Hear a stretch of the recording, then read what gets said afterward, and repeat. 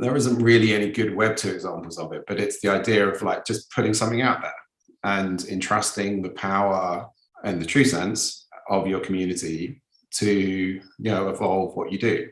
And that's a really big challenge for established Web2 brands to literally hand over the keys.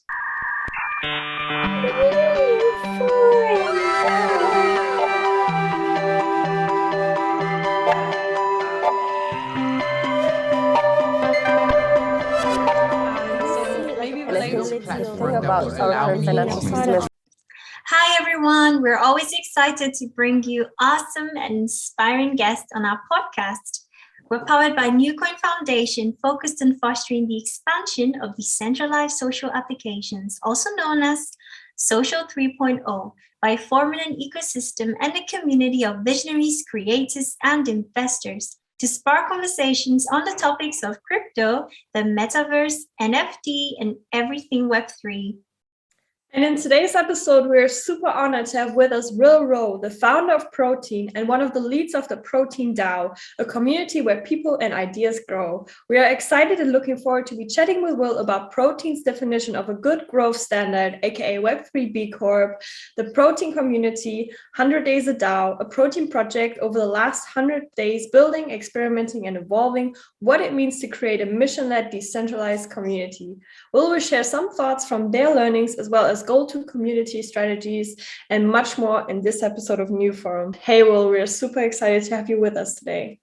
Hey guys, really good to be here. Yeah, so Will, why don't we start off you telling us the story about Protein? Oh, how long you got? Well, it originated, we've been around for, 20 plus years as a brand, as a business. Originated very much within a agency consulting world, doing a lot of work for big brands, and really helping them understand consumer insight, cultural strategy, sort of community-led activations, as we call it. We then got into what we call our studios business, which is a workspace, event space. We've got a beautiful building in Central Shoreditch, and that really is sort of the manifestation of community through physical, tangible space. And I call it our IRL Discord. Literally, it's the place where people can commune. And then all around that, because we've been doing it for so long, we've got our reports and newsletters and events, and we've just always done stuff. And through that, build a community or relationships, but never really, in a digital sense, a URL sense, had a place for that community to commune. Our physical space was great. Our agency was quite transactional in terms of the relationships, but there was no real central place that it came together. And we tried a lot of different platforms and different approaches, but nothing really resonated until I fell in the Web3 rabbit hole, which was Christmas 2020.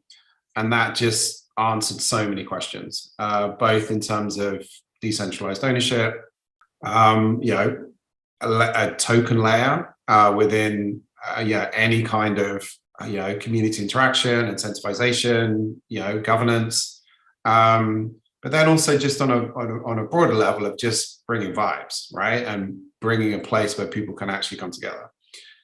So that's what we did. We launched the Protein token September last year. With that, our DAO, so we're tokenized access, application, approval. So we're about 300 members now in the Protein DAO, and really just still early in terms of answering some fundamental questions as to why do we exist, and that is where the good growth sort of concept came from. It's something we've been talking about internally, and our agency's a B Corp and I'm a B leader, and really understanding our role and responsibility to help, from an agency perspective, help brands make better decisions. From like our workspace perspective, it's about just bringing people together, through the right lenses. But as a community, like, why do we exist, right? What is it that we're here to achieve? And good growth just, was right in front of us. It's like, well, there's our mission, right? To define, develop, and really question what is growth, right? And redefine it through a lens of what is currently known as sort of triple bottom line. So this idea of like your KPIs within an organization isn't exclusively profit and increasing, shareholder value. It's also, how happy are your team, right? What's the mental health like programs? How do you really think about, how you operate as a company within a human, physical, tangible, capacity? And then also the third is the planet, right? What's your impact on your planet, your sustainability footprint, your supply chain, all of those considerations. So it's bringing some of that language and knowledge and amazing work, ESG is another great framework, into Web3, which is what we're working on and still very much early with this good growth mission. So that was a lot. It's 20 years and a minute and a half, but that really is what gets me excited about where we're going, what we're doing, and ultimately, why we're here.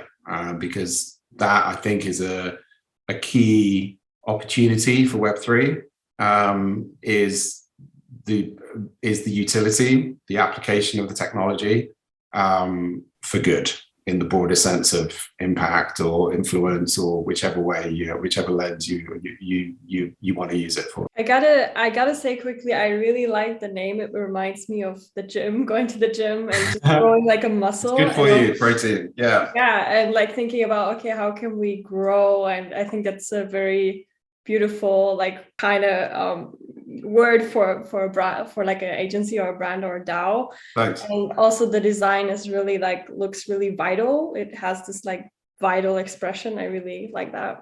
Yeah, it's funny. I was about to actually make a comment about protein. I mean, the name protein. So Joy kind of like took it right out of my mouth, and I totally agree with Joy. And I'm also curious to know like a little bit about, you shared a bit about your background. I'm still curious to know a bit more. I feel like I'm still wanting to dig deeper a little bit. Sure. What would you like to know? I guess like how did all the experience, bring you to this place, like where you're at this moment? It seems like you're in like the best place you could have ever been, right? Like maybe throughout your career, I don't know, but that's kind of my guess. And how did you, it's been a long journey, you've worked hard, it's been ups and downs, and you're right at this point. And I'm just wondering, like, how did all that experience, bring you to this place, this Web3 space where you're at in the moment? Yeah, it's a good question. It's not one I think about often, if I'm honest.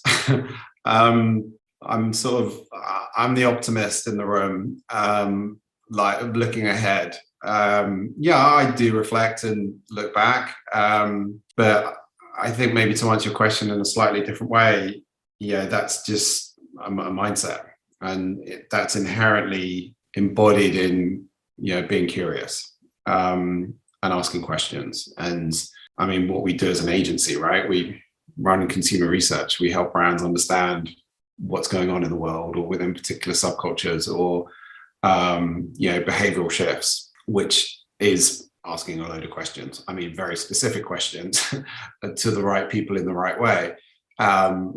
But ultimately, that's who I am, and I have always been.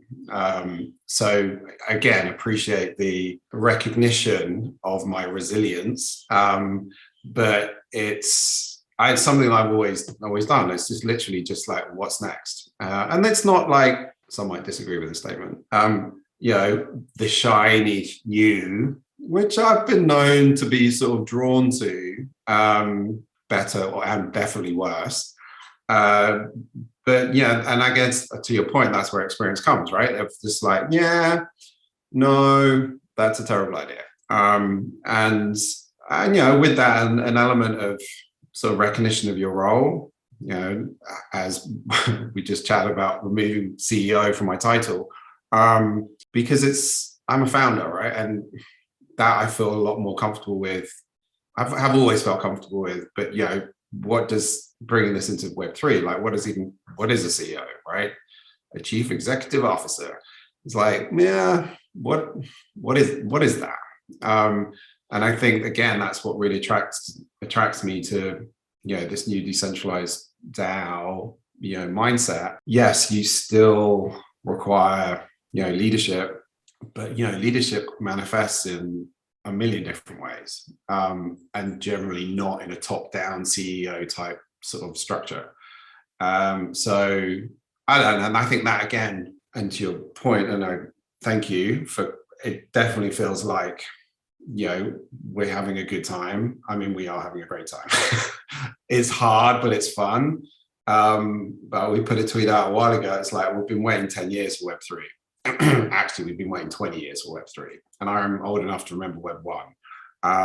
And it's, I mean, if it's true, right? All of the things that were frustrating and really, limiting in every sense from when I first started Protein, it's that same energy, and it's open, and it's optimistic, and it's collaborative, and it's new, and it's exciting, and yes, this is early, but there's an insane energy, and you can't not help but be excited by that and tap into that. So it's definitely sort of reinvigorated, what we're doing, who we are, who I am, but now in sort of an entirely new sort of lens. Thank you for taking the time to share that.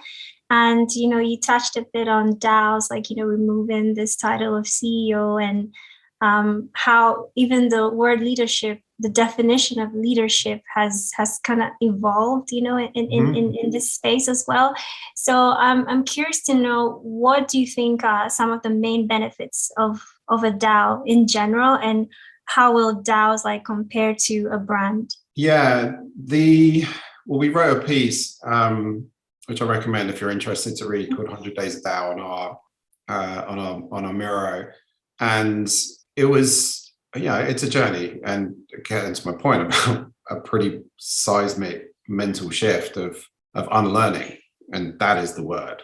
And I don't think people have really recognized that enough, of the transition of Web 2 to Web 3. Certainly for, it's not about age. I think about age as a mindset, but it's about a behavior, because it's entirely different. And especially someone who's, and this is applicable to anybody, right, coming into Web 3, you need to unlearn everything, and not everything, and it's not like that utopian, and I'm not that kind of optimist, but it's very different, and I don't think people really realize that.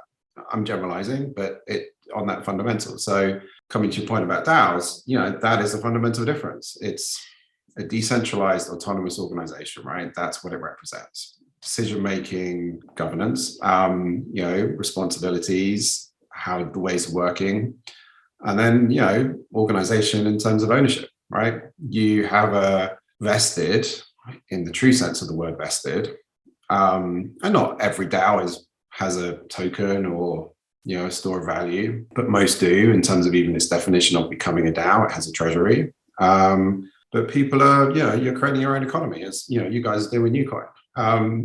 And, you become, in Web 2 language, shareholders. Web 3 language, token holders. But the analogies are exactly the same.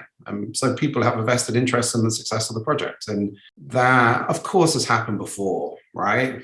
In Web 2, whether it's share option schemes or equity incentive things. But the problem with all of those, that they're all reliant on the company, Web 2 company, having an exit or an acquisition. So, which is why we've looked at it many times as Protein, but we never had a clear plan of like, this is, we're going to sell it in 3 years, right? We're completely independent, right? We're not funded, right? It's coming back to my resilience, maybe stubbornness and resilience, right? We are completely independent, which is, it's incredibly unfortunate. Which is awesome. Yeah. It's an incredibly fortunate position. It doesn't come with its,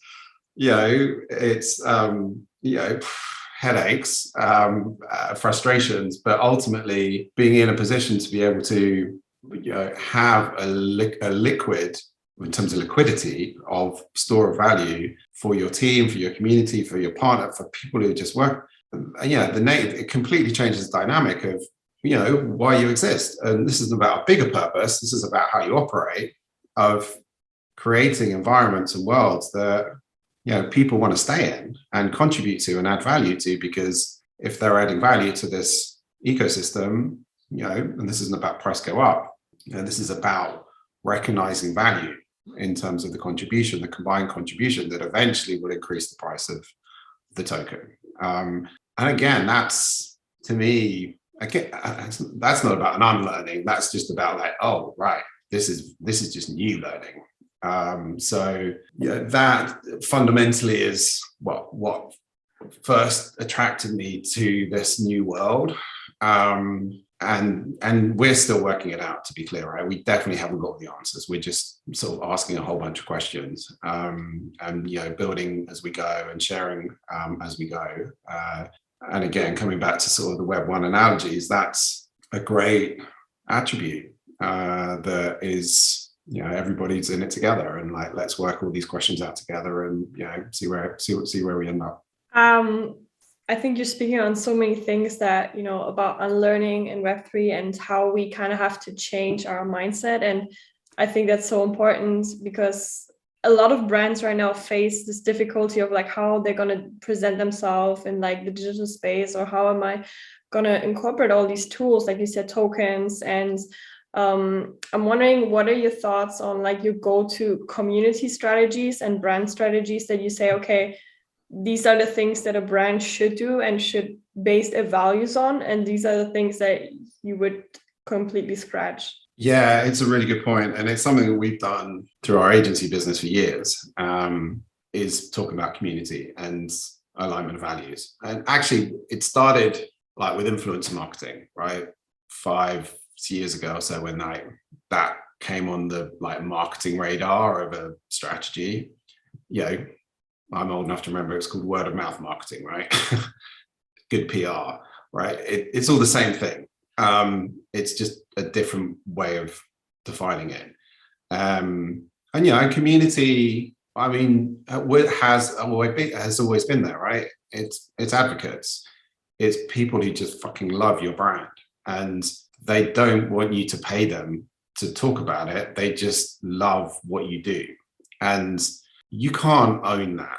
You can't, you can't even create that.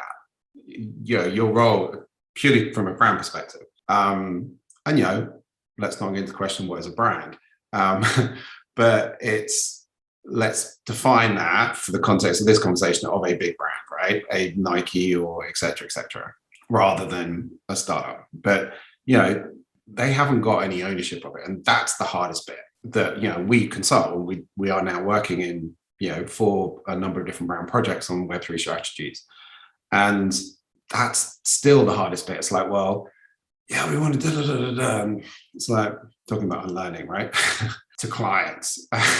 It's like, but how do we sell them stuff? No, wrong question. It's like, but we want to, no, wrong question. So it's completely rethinking their role as a brand. And there's a great article which one of our members, actually two of our core team wrote, called Permissionless Brands, which again, highly recommend you reading, which is this idea of having a brand that's permissionless, that you can control it. And Bored Ape Yacht Club being the best Web3 example of it.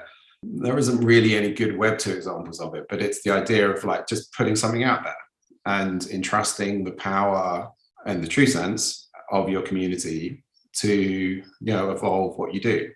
And that's a really big challenge for established Web2 brands, to literally hand over the keys.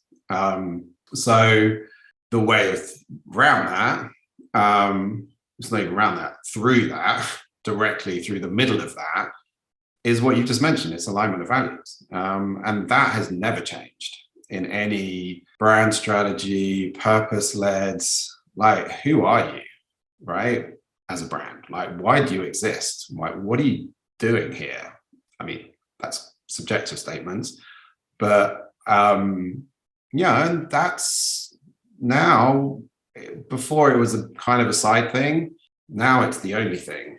And that ultimately defines everything in terms of your community approach and strategy, and why do they care? I mean, why should they care? Like, what is it that you're going to be doing for them? Another big question from my point of view, because it's like, no, they're our customers. Wrong question. They're your community. And yeah, it's a very different relationship. So again, I have a question. There's a journey that I'm grouping all world brands in here, pretty big group, that you need to understand. And to be fair, there are a bunch of great brands already out there doing good stuff. And I think coming onto B Corp, purpose-led brands like Tony Chocolonely, love Tony Chocolonely, always shout out Tony Chocolonely. I mean, for their branding, but also more importantly, their mission, it's just phenomenal. And it's like, they get it. And yeah, they do marketing, but the holy grail of marketing, as I said, is advocacy. It's creating something so impactful and so meaningful that people are going to talk about it for you. That, without being too marketing about it, is the fundamental role of a community is to really nurture and facilitate advocates, in short. So I have a question regarding that, because I think that is really what fascinates me. Like, how do brands grow, and how does it happen? Like, when they have this flourishing community and everything, that takes obviously time. And I'm wondering, do you think for like young founders, young people who want to start things into Web3, is it better to first grow the community and then also besides that the product, or do you come with the product and then you grow the community? Because I feel like sometimes there's this, you might have a great idea, but then you don't have community, or you have community, but you necessarily don't have the time to put everything into the product or the idea. So I'm wondering, what do you think is the strategy to go about? I mean, community first, hands down, the only strategy. And I mean, this is regardless of Web2, Web3, like whatever. If you're building a brand, like where's your community? And to be fair, community, for context for us, right? We had various thousand different followers, audience, Web2, not really a community. And our Discord, 50 people. First was a pre-season. And that was the brief. It's like, hey guys, we've hand selected, or you've applied, whatever. There was a few different sort of recruitment, onboarding invitation mechanics. Let's answer this question together, right? Web3 mindset. We don't know what it is. We kind of know we want to go over here, but how do we get there? Workshops, debriefs, inspiration sessions, right? That is the foundational, it's not only methodology, but, it's just how you do it, of, answering questions. And I appreciate you guys are building products. So rather than directly relating this to you guys, I'm zooming out just generally, but it's collaboratively, if you want to be true, Web3 community about it. Because Web2 terminologies, you will never know enough about your customer. Basics of consumer research. So Web3 version of that, bring your customer, turn your customer into your community, bring them in, and whatever words you want to use, focus groups, like panels, like forget all of that. Like, they're in your Discord. Yes, you need to incentivize them. There might be some sort of payment mechanics initially, or you've just got like a clear mission that people are like, oh shit, I'm into that. I want to answer that question. I've got 3 hours a week. Like, let's go. And I think that again, in terms of ways of working, is equally a fundamental difference. That it's just a very, it's not that different, but it's just it's the mindset that is attached to it in terms of your members and how, and again, risk and repeat myself, like why they're there. But coming back to your explicit question, 100% community first. And that's your beta testers on the UI, right? That's the other group that's like, who are the right partners, right? Answering some of these fundamental questions. So, and I mean, for full transparency, like I had this sort of chat with Sophie Ann as well, right? In terms of what you guys are up to, and you already have existing platform and community, right? And to be fair, I put that as a Web 2.5, right? First version of New Life.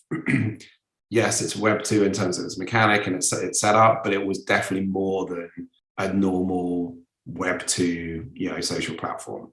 And like, I think everybody saw that. It's like, this is, maybe it's not 2.5, 2.3. Let's go 2.3. And it's a sliding scale, by the way, right?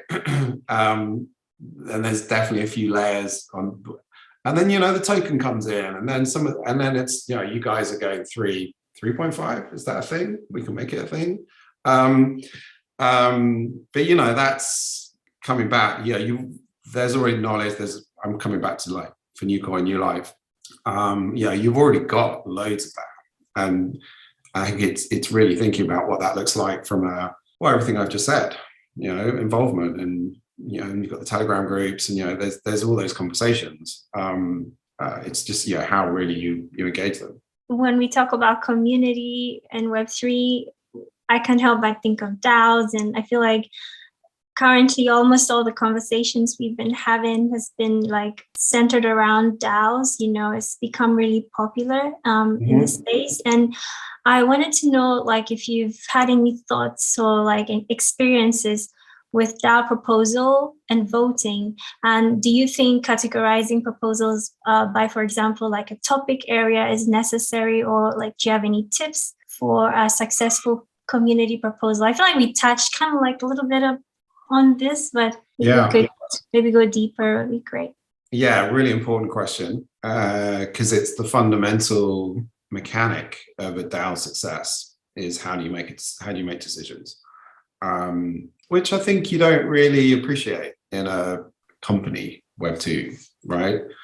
Hence why you've got leadership, CEO types, CEO leaders, and management, like they make decisions. Everybody else is kind of down here executing decisions. So like scrap that model. Empower everybody. Again, different ways of empowerment and how many tokens you hold. One strategy, as it's called, voting strategy. One person, one vote. Quadratic voting. I mean, I could talk about this for hours, by the way, because it's fundamental to the success of any DAO. And there isn't one answer either. So, personally, from our perspective, we've tried and are continually to try a number of different approaches. We use a platform called Snapshot, which is basically it's not on chain, but it's a token connected, wallet connected, voting platform. Connect your wallet, recognize how many protein tokens you've got, put the proposal up, you vote.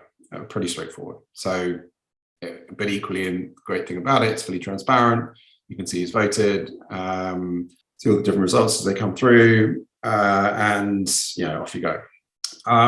We've had a few failures, just to be, in terms of our learnings. One of our key votes on the mission. So we're just actually completing today our accelerator, or we call it a recelerator. But the community voted on which mission. We had 6 different missions that we should be focusing on. And that kind of broke Snapshot, because usually it's like an A or B, right? Yes or no. We should do this, yes or no. But because we had 6 different options, and it's not really, this is getting to the weeds here, but it wasn't really set up to do that. It kind of didn't work very well. So it's like, okay, right, let's not do that again. But coming back to your question, the approach is, and there's a load of great work out there. And the best thing to search for is basically decision-making matrix.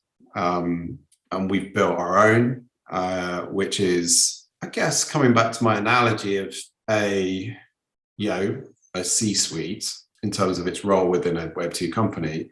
That takes the form of a decision-making matrix. Meaning, if we want to spend $5,000 on this piece of whatever it is, commissioning a developer to build something, who needs to approve it, right? And it's literally, like a decision tree. So all of those key decisions, which don't need to go to approval, well, I mean, that's also part of it. At what point do we need to write a proposal in the community to vote on it, right? That's a whole other section of it.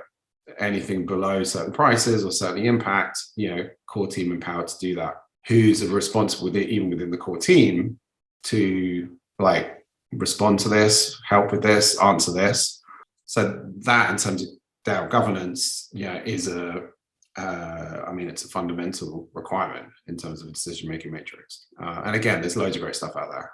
MetaGov is also a phenomenal forum of really fucking smart people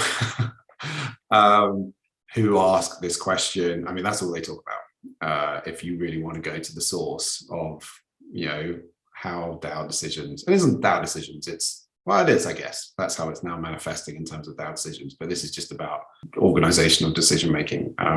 That's a really good place to start. Right.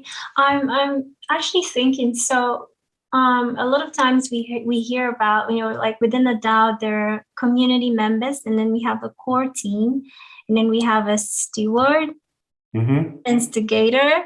Like, could you kind of like break all these down? And so the core team makes the decisions, they come together, make this, or like set these goals, and then they give tasks to the members to execute. Could you like give us maybe like some sort of, Yeah, sure. I'll talk about it from a Protein perspective in terms of what we've got set up. We have a core team, 9 people, all part-time, including myself.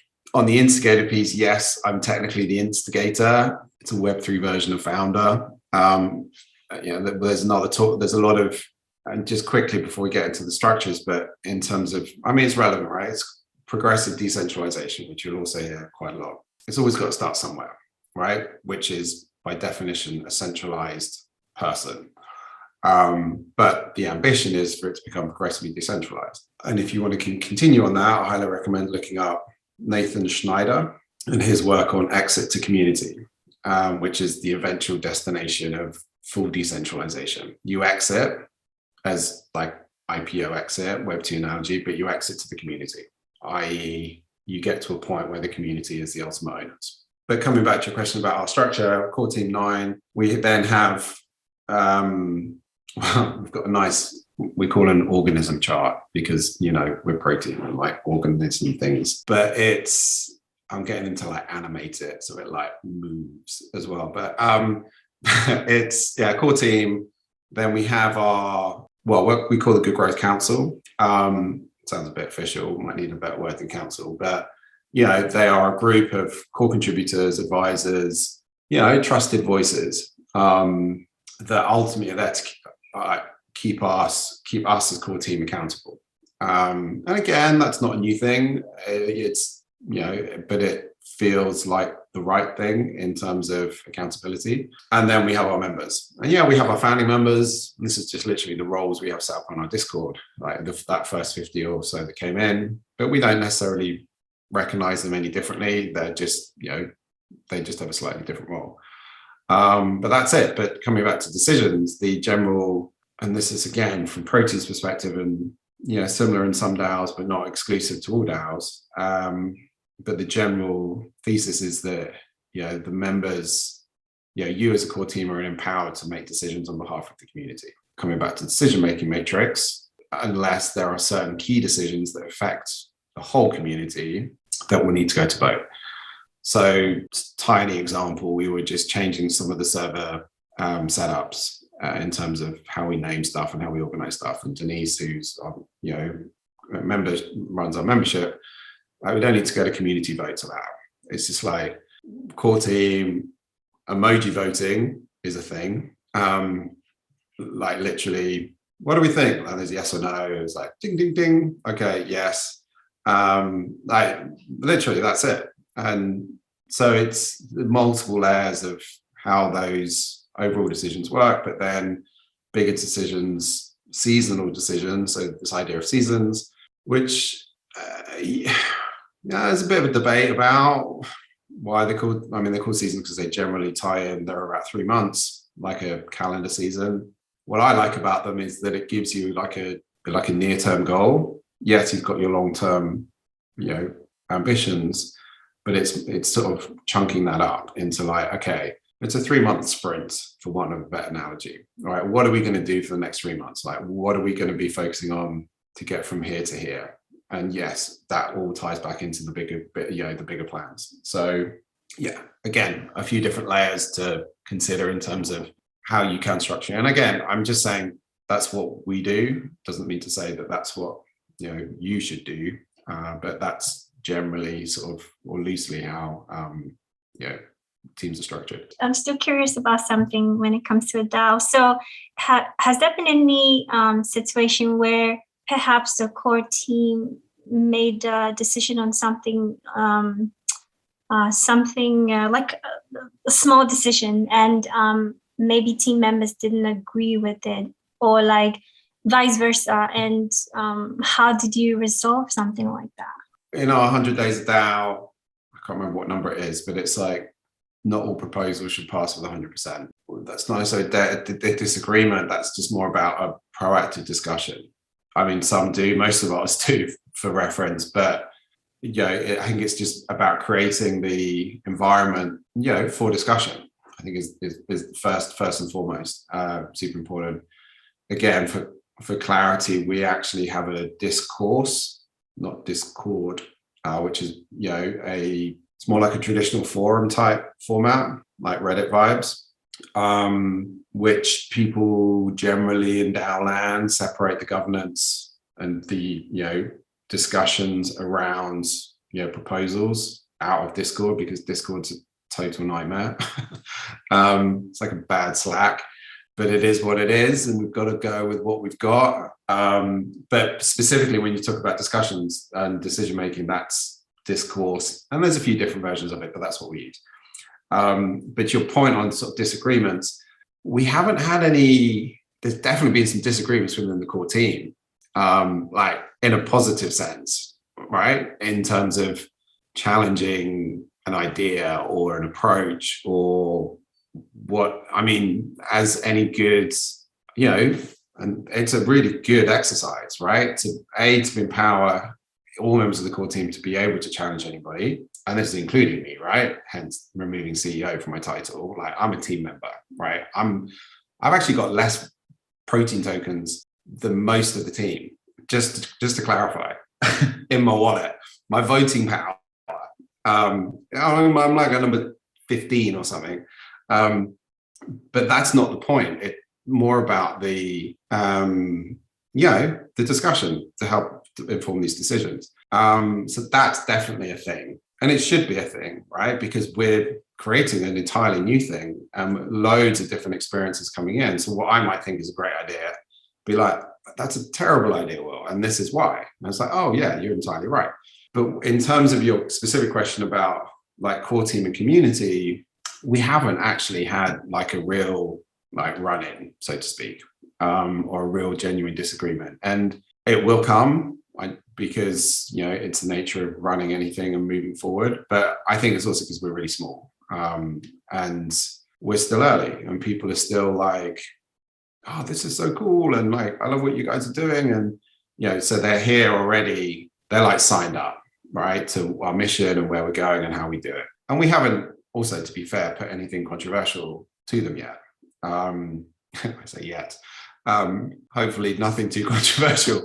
But we are, we're planning some, we're planning really where and when, our current business, Web2 business, the agency and studios business, actually comes into the Web3 world. This is a current conversation like we're having, this week. And, that's a pretty big conversation.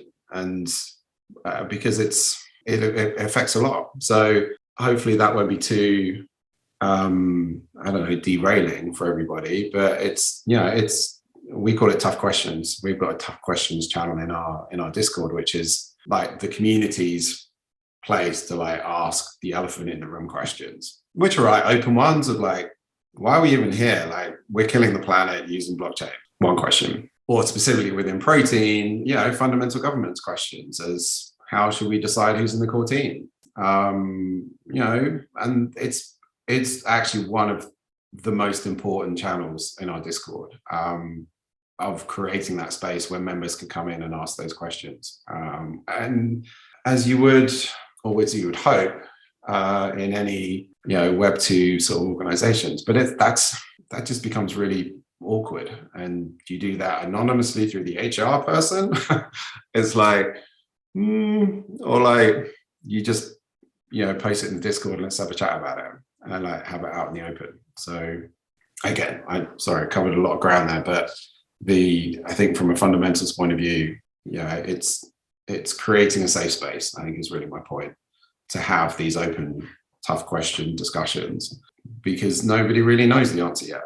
And certainly if you're working in a place that is new or going in a direction that is different, there will be a whole load of different tough questions that we will all collectively need to answer. You're making a lot of great points. And speaking about like Discord and, like all the challenges perhaps a community manager faces, I think most of these platforms that we're using currently in like Web3 aren't necessarily, or they weren't necessarily designed for like a DAO. Like we're using Discord, right? But it wasn't necessarily, or how do you say, like it wasn't designed for that purpose in a sense, So I think that as DAO grows and as more people have these type of conversations, maybe somebody's going to innovate that perfect platform that will be, just, the user experience and everything will be easier for, for DAOs to, DAO communities to sort of get everything they need to do done in terms of communication, execution, and all that. But currently, I think that even with Twitter, like it's not exactly this decentralized,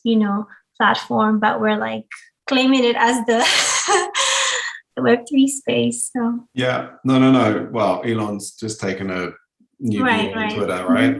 Is that centralized, decentralized? I mean, that's a whole other conversation. It is. Well, I guess maybe I'm just conscious of time. The sort of final points on building community, and I mentioned it with our building, right, in the IRL Discord, and the importance of IRL, like human and IRL. I can't stress that enough in meetups. And yes, post-COVID, COVID's never going away, but us coming out of this weird 2 years, sort of numb, bad hangover, whatever analogy you choose, relearning how to fucking hang out again. It's the same level of significance of community building. Free beer goes a long way. I know that. We built our community on that, of just having a space, literally, and doing magazine launches and parties for the kids, and having a place, a physical, tangible place that people can commute. Nothing is going to beat that, and should be a vital part, an integral part of any community building strategy. Is like when meetup.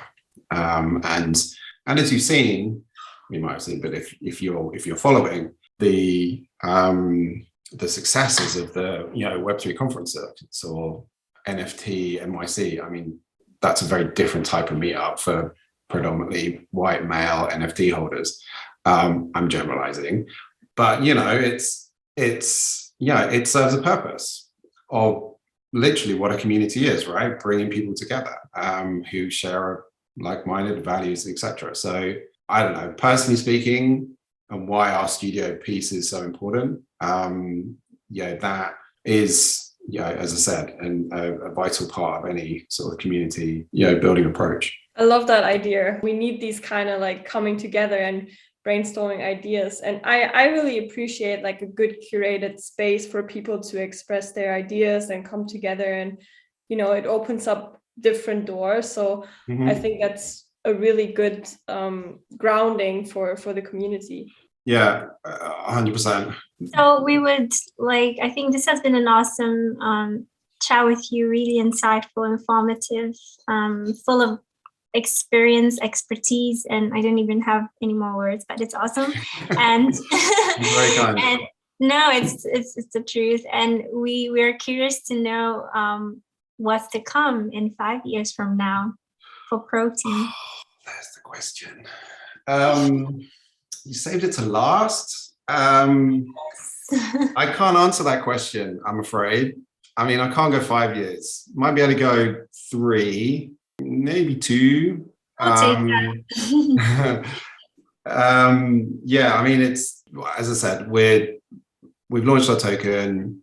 We're building up like the inceptions of our community. I would love, for that to be, tokenized like protein, whole of protein.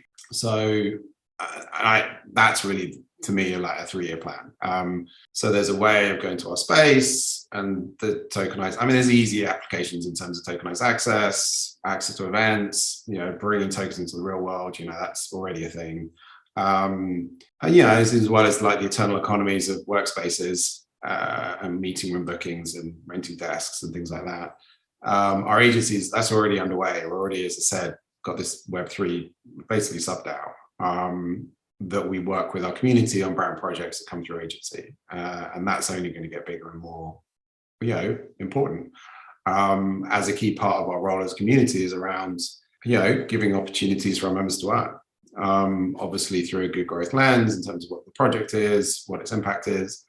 But really, I think the bigger piece there is around good growth and getting this standard, out and being used. And then from that, the things that we're building through the community, like our Recelerator program, education pieces, and eventually investment pieces. That's what we're just about to go into, is to do a seed round to create a fund that we can actively invest and support, good growth projects.